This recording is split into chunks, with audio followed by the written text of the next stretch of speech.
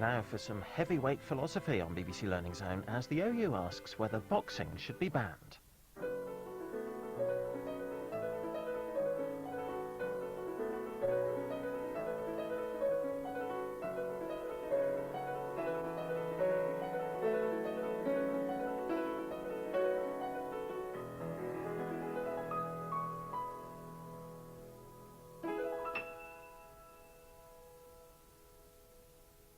Henry is dripping blood,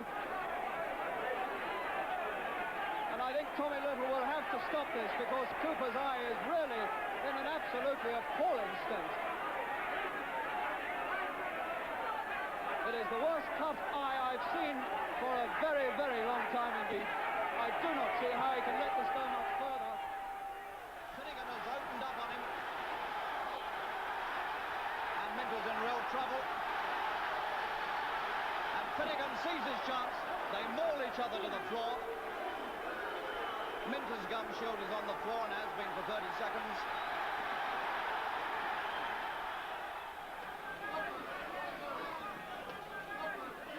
McGuigan's work has not been so effective in this round. He hasn't found the range. Yes, he did. He's got it with the right. Oh, the champion's over. Boxing exists today because society accepts it as a top-class sport, and that's reflected by the millions of people who turn on to watch it.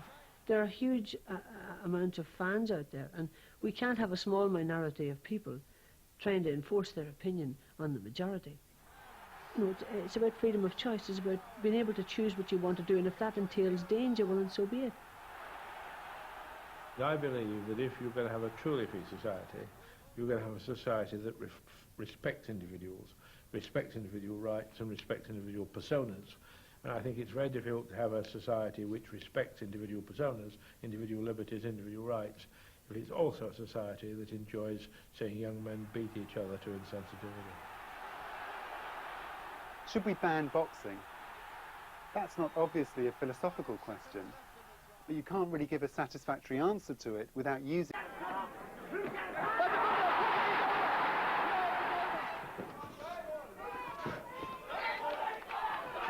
And of course, in boxing, the brain is subject to far more damage than in any other sport. You may have a clash of heads in rugby. You may, and indeed you will have damage. I'm sure we haven't looked at that, and I don't think anybody else has scientifically. You will have damage, potentially, from heading the ball in football. You may well have damage if you fall off your head on a horse. But the single thing about boxing is that that is the intention of the sport.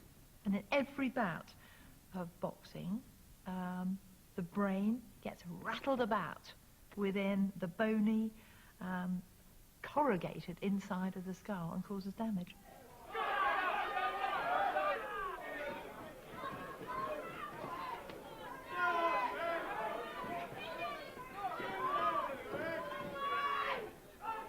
Of course there's deliberate intent in boxing, but we're trained to handle the other opponent trying to punch you.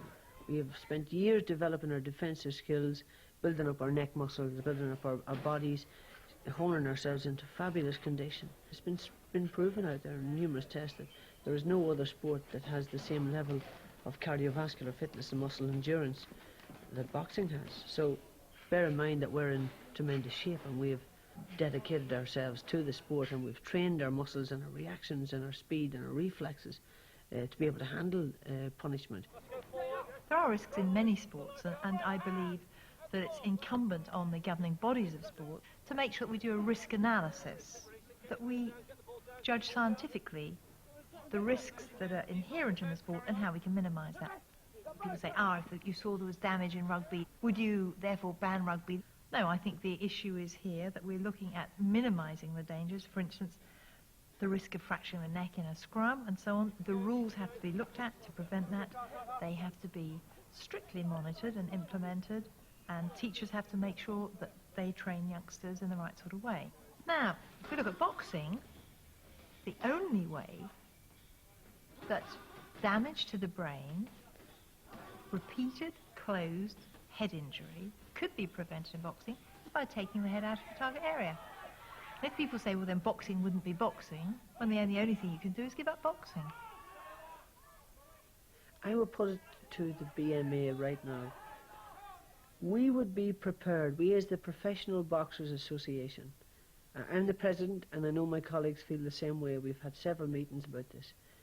We will put the British Medical Association on the line here and say to them that if Rugby League and Rugby Union were prepared to take part, and any of the other contact sports were prepared to take part in a series of tests over a number of years where they would be compared, and it would have to be a comparable situation, and I will guarantee it right now, a similar test has been done in Sweden and there was no difference. In fact, boxers suffered less damage.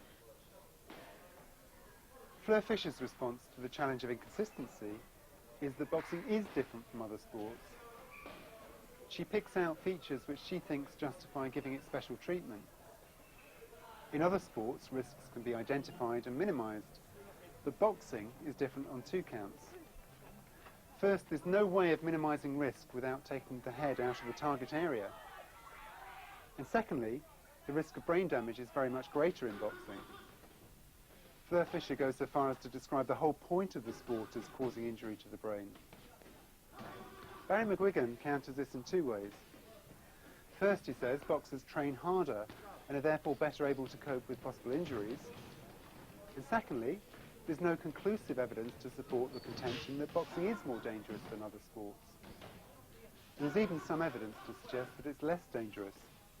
The issue at stake here is what we call empirical evidence, hard facts if you like. Both parties differ in their interpretation of the available facts, and what's probably needed is more scientific research into the comparative dangers of boxing. Without that, we can't really move much further with this line of argument.